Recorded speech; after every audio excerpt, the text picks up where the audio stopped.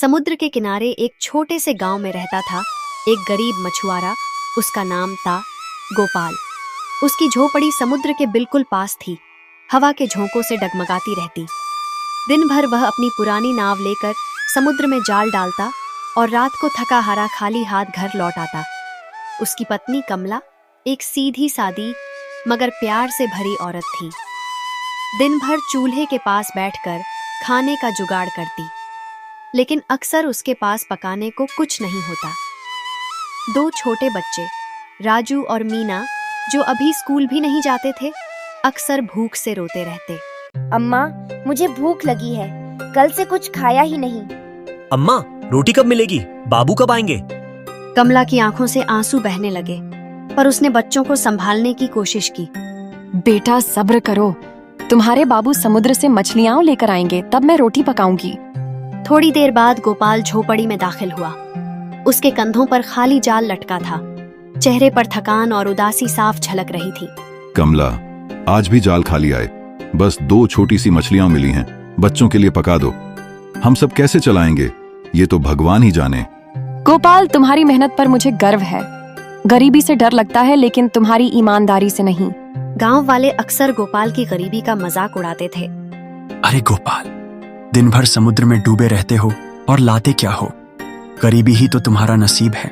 गोपाल चुपचाप सब सुन लेता, लेकिन अंदर ही अंदर उसका दिल टूटता। उसकी आंखों में दर्द और बेबसी साफ दिखाई देती थी। सुबह का समय था। समुद्र के ऊपर सूरज की पहली किरणें चमक रही थीं। हवा तेज चल रही थी, लेकिन गोपाल की आंखों में एक नई उम्मीद थी। उसने अपना पुराना जाल कंधे पर उठाया और नाव को समुद्र में धकेल दिया। हे भगवान, बस इतना दे दो कि मेरे बच्चों का पेट भर जाए। उनके चेहरे की मुस्कान ही मेरी असली दौलत है। समुद्र के पानी में नाव धीरे धीरे दूर जाने लगी। गोपाल ने पहला जाल फेंका, लेकिन उसमें कुछ नहीं फंसा। दूसरा फेंका तो केवल 2-3 छोटी मछलियां आईं। तीसरा फेंका, जाल फिर खाली निकला। गोपाल का चेहरा उदासी से झुकने लगा। उसने अपने पांव से नाव के पानी में छपकार मारी और गुस्से से बोला, दिन रात मेहनत करता हूँ, पर हर बार खाली हाथ क्यों? क्या गरीब के नसीब में सिर्फ भूख ही लिखी है? उसी समय समुद्र के गहरे पानी में एक चमकती रोशनी दिखाई दी। पहले तो गोपाल ने सोचा कि यह सूरज की किरणें पानी पर खेल रही हैं, लेकिन वह रोशनी धीरे धीरे और तेज होने लगी, मानो पानी के भीतर से कोई चमकता सितारा निकल रहा हो। ये क्या है? आज समुद्र कुछ अजीब लग रहा है। लगता है भगवान कोई संदेश देने वाले हैं। उसने जाल फिर से फेंका। इस बार जाल अचानक बहुत भारी हो गया, जैसे उसमें कुछ बड़ा फंस गया हो। गोपाल ने अपनी पूरी ताकत लगाकर जाल खींचना शुरू किया। उसके पसीने की धार बह निकली, सांसें तेज हो गईं, और फिर जाल के बीच एक सुनहरी मछली चमक रही थी। काले पानी के बीच उस मछली की चमक इतनी तेज थी कि गोपाल की आंखें चूंधिया गईं। अरे, ये कैसी मछली है? आज तक ऐसी रोशनी मैंने कभी नहीं देखी। वह नाव के बीच खड़ा होकर जाल के अंदर उस मछली को घूरने लगा। मछली की आंखें भी चमक रही थीं, जैसे वह कुछ कहना चाहती हो। समुद्र अक्सर अपने भीतर रहस्य छुपाए रखता है, लेकिन गोपाल अब जानने वाला था कि उसके जीवन का सबसे बड़ा रहस्य उसके सामने आने ही वाला है। जाल के बीच चमकती हुई सुनहरी मछली गोपाल की ओर देख रही थी। समुद्र की लहरों की आवाज भी मानो धीमी पड़ गई थी।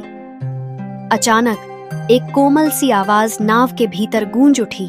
गोपाल, मुझे छोड़ दो। मैं कोई आम मछली नहीं हूँ, मैं एक जादुई मछली हूँ। गोपाल की सांसें थम गईं। उसने अपने कान को छुआ, जैसे यकीन करना चाहता हो कि आवाज सचमुच मछली से ही आ रही है। हे राम, मछली बोल रही है। ये क्या चमत्कार है? क्या मैं सपना देख रहा हूँ? नहीं गोपाल, ये सपना नहीं। तुम दिल के नेक और ईमानदार इंसान हो, इसलिए मुझे तुमसे बात करनी थी। मैं समुद्र की रक्षक हूँ। अगर तुम मुझे आजाद कर दोगे तो मैं तुम्हारी 3 इच्छाएं पूरी करूंगी। मेरे बच्चों की भूख से बड़ा दुख और कुछ नहीं। अगर तुम सचमुच जादुई हो तो मैं तुम्हें आजाद करता हूँ। शायद तुम मेरी मदद कर सको। गोपाल ने मछली को दोनों हाथों से उठाया। उसका शरीर नरम और रोशनी से भरा हुआ था। उसने उसे धीरे से समुद्र के पानी में डाल दिया। मछली खुशी से उछली, पानी में घूमी और फिर गोपाल के सामने आकर उभरी। गोपाल, तुमने एक नेक काम किया है। तुम्हारी ईमानदारी और प्रेम का बदला तुम्हें मिलेगा। अब अपनी पहली इच्छा बताओ। बस एक ही इच्छा है, मेरे घर में खाना कभी कम न हो, मेरे बच्चे भूखे न सोए और कमला के आंसू थम जाएं। मछली ने अपनी पूंछ हिलाई। एक चमकदार रोशनी समुद्र से निकलकर आसमान की ओर चली गई। तुम्हारी पहली इच्छा पूरी हो गई। अब घर जाओ, तुम्हें जवाब मिल जाएगा। उस पल गोपाल को लगा जैसे समुद्र खुद उसका मित्र बन गया हो। उसके दिल में उम्मीद की नई किरण जग चुकी थी। गोपाल अपनी नाव समुद्र के किनारे खींचता हुआ आया। दिल में अजीब सी घबराहट और उम्मीद थी। उसके मन में बार बार उस जादुई मछली की बातें गूंज रही थीं। तुम्हारी इच्छा पूरी हो गई, घर जाओ और देखो। जैसे ही वह अपनी झोपड़ी के पास पहुंचा, उसने देखा कि उसकी पत्नी कमला चूल्हे के पास बैठकर आंसू पोंछ रही थी। बच्चे राजू और मीना एक दूसरे से चिपके बैठे थे, भूख से कमजोर। गोपाल, समुद्र से कुछ मिला? बच्चे कल से कुछ खाए बिना बैठे हैं। गोपाल ने हल्की मुस्कान दी पर कुछ कहा नहीं। उसने सोचा, पहले अंदर जाकर देखता हूँ। जब उसने झोपड़ी का पुराना दरवाजा खोला तो हैरान रह गया। अंदर चमकते बर्तनों में रोटियां, चावल, दाल, सब्जियां और मिठाइयां रखी थीं। घर में से खुशबू आ रही थी जैसे किसी बड़ी दावत की तैयारी हो। अम्मा देखो, खाना, बहुत सारा खाना। अम्मा, रोटी, सच्ची रोटी मुझे दे दो, मुझे बहुत भूख लगी है। कमला की आंखें भर आईं। उसने गोपाल की तरफ देखा। चेहरा विश्वास और सवाल दोनों लिए हुआ। गोपाल, ये सब कहाँ से आया? कल तक हमारे पास अनाज का एक दाना भी नहीं था और आज ये सब। कमला, यह भगवान का चमत्कार है। अब हमारे बच्चे भूखे नहीं रहेंगे। कमला ने रोटी तोड़कर राजू और मीना के हाथों में दी। बच्चे हंसते रोते रोटी खाने लगे। उनकी हंसी सुनकर गोपाल के दिल का बोझ हल्का हो गया। थोड़ी देर में पूरा घर गर्मा गर्म खाने की खुशबू से भर गया। बच्चे खाते खाते नाचने लगे और कमला ने गोपाल के कंधे पर सिर रख दिया। गोपाल, तुम मेरी दुनिया हो। गरीबी ने हमें कभी अलग नहीं किया और आज तुम्हारी ईमानदारी का फल मिला है। उस रात गोपाल के घर में पहली बार खुशी की रोशनी जली। उसने समझ लिया कि उसके नेक दिल ने उसके घर को भूख से आजादी दिलाई।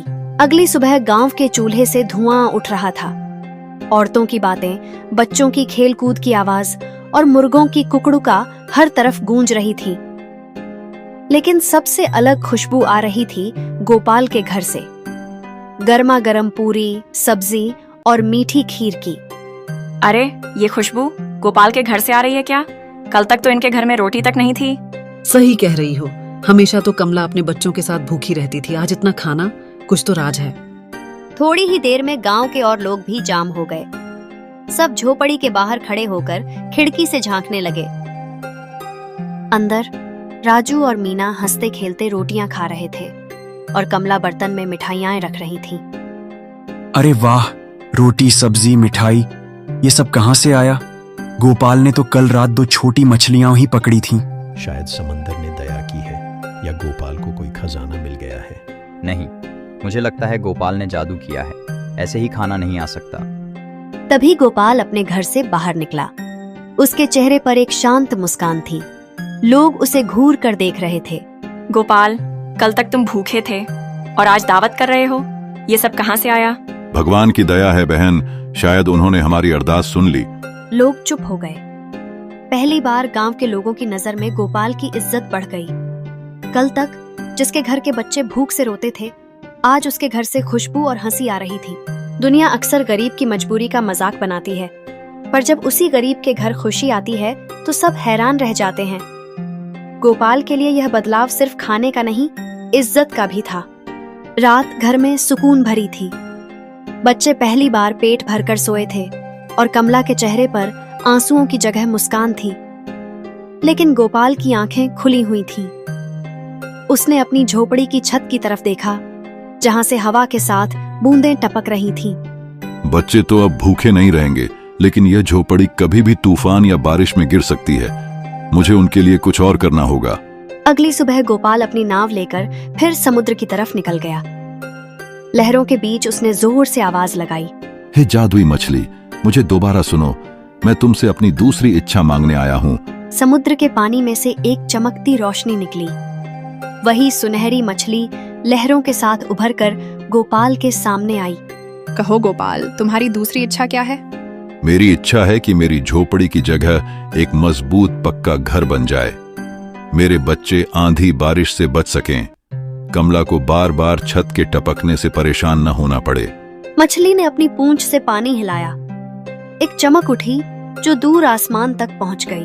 गोपाल, तुम्हारी दूसरी इच्छा पूरी हो गई। घर जाओ और देखो। गोपाल ने समुद्र को नमन किया और तेज कदमों से अपने घर की ओर लौट पड़ा। जैसे ही उसने झोपड़ी के पास कदम रखा, उसकी आंखें फट गईं। झोपड़ी की जगह एक सुंदर पक्का घर बन गया था। मजबूत दीवारें, एक छत जो बारिश से बचाती और एक दरवाजा जो चमक रहा था।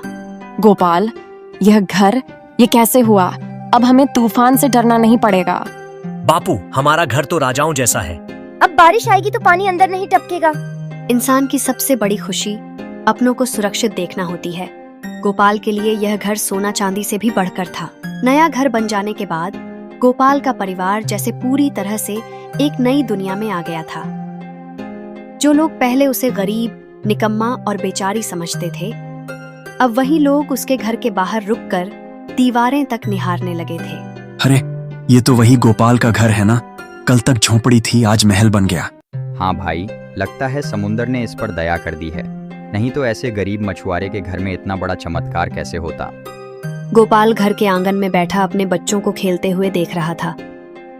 कमला आंगन में मिट्टी का दिया जलाकर प्रार्थना कर रही थी। उस समय गांव के मुखिया राम प्रसाद भी आया। उसने गोपाल के कंधे पर हाथ रखा। गोपाल, तुमने साबित कर दिया कि मेहनत और ईमानदारी का फल कभी बेकार नहीं जाता। तुम्हारी जिंदगी बदल गई है और गांव वाले भी तुम पर गर्व महसूस कर रहे हैं। प्रसाद जी, मैं वही गोपाल हूं जो पहले था। फर्क बस इतना है कि अब मेरे परिवार को भूख और बारिश का डर नहीं है। गोपाल, पहले हम सिर्फ 2 सुखद दिनों के लिए सपने देखते थे। अब लगता है कि हमारा जीवन नया रंग ले रहा है। बच्चे रोटी खाकर मुस्कान के साथ सो गए। गोपाल उन्हें देखकर सोचने लगा। अब मैं उनके लिए इज्जत और सुकून लाया हूं, लेकिन इंसान का दिल कभी संतुष्ट नहीं होता। पता नहीं कल और क्या चाहूंगा। जब इंसान अपने जीवन में पहली बार इज्जत और सुकून पाता है, तभी उसका असली इम्तिहान शुरू होता है।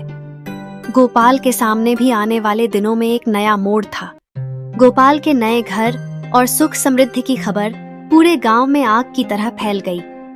जो लोग कल तक उसे बेचारा समझते थे, आज उसके घर के बाहर जमा होकर खुसुर फुसुर करने लगे। कमला तो रानी बन गई है। देखो कैसा पक्का घर, नए बर्तन और स्वादिष्ट रोटियां। हाँ, हमारी झोपड़ी में तो अब भी छत टपकती है और उनके घर में सुख ही सुख। ऐसा क्या रहस्य है इनके पास? अब तो गोपाल हमें सलाम भी कम करता है। कल तक जो गरीब था, आज इज्जत का मालिक बन गया। लेकिन सच तो यह था कि गोपाल अब भी वही विनम्र इंसान था। वह सभी गांव वालों को नमस्ते करता, उनके साथ बैठकर बातें करता। लेकिन जलन नाम की आग बिना वजह ही इंसान के दिल में लग जाती है। एक दिन गांव का व्यापारी हरिराम गोपाल के घर आया।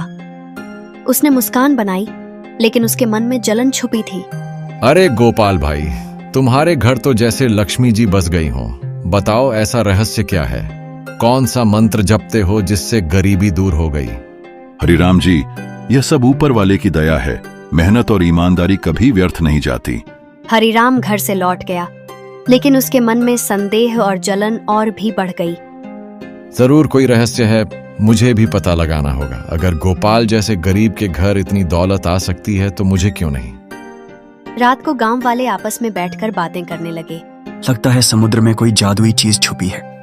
हाँ, शायद कोई मछली या देवता उस पर कृपा कर रहा है। हमें भी कोशिश करनी चाहिए। अगर गोपाल को मिल गया तो हमें क्यों नहीं? लालच इंसान की सोच को अंधा कर देता है।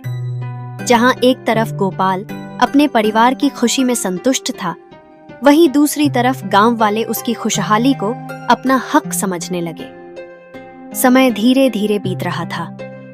गोपाल के घर में सुख और समृद्धि का माहौल था। खाना कभी कम न होता। पक्का घर उन्हें आंधी बारिश से बचाता और बच्चे खुशी खुशी खेलते। कमला के चेहरे पर हमेशा संतोष की चमक रहती। लेकिन इंसान का दिल कभी पूरा नहीं होता। जितना मिलता है उतना ही और पाने की इच्छा बढ़ जाती है। गोपाल भी इस मोह से बच न सका।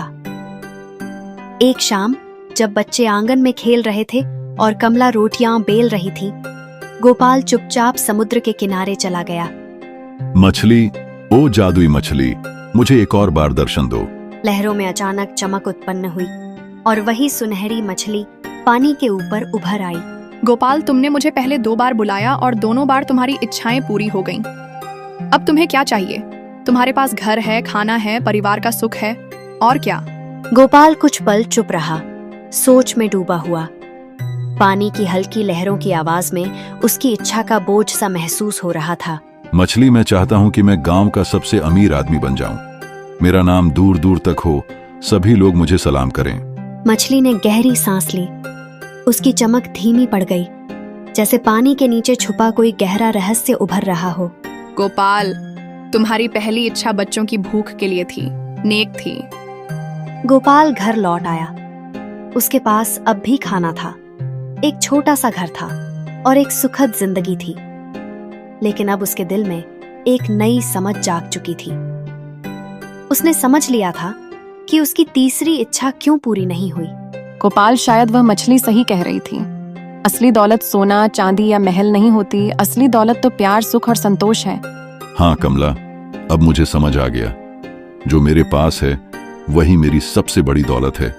तुम्हारा साथ, बच्चों की खुशी और हमारा छोटा सा घर, यही मेरी असली संपत्ति है। बापू, क्या अब हम कभी भूखे नहीं रहेंगे? नहीं बेटा, जब तक हम सब एक दूसरे के साथ हैं तब तक हम कभी भूखे नहीं रहेंगे। भगवान ने हमें 2 हाथ दिए हैं मेहनत करने के लिए और एक दिल दिया है प्यार करने के लिए। ये दोनों सबसे बड़ी दौलत हैं। गोपाल, तुमने देखा, जब तुम लालच में डूब गए थे तब घर में अंधेरा छाया था, लेकिन जैसे ही तुमने संतोष को अपनाया सब रोशन हो गया। इतने में गांव के कुछ लोग भी उनके घर आ गए। सभी को खबर मिल गई थी कि गोपाल की जिंदगी बदल गई है और अब वह अपनी छोटी सी दुनिया में खुश है।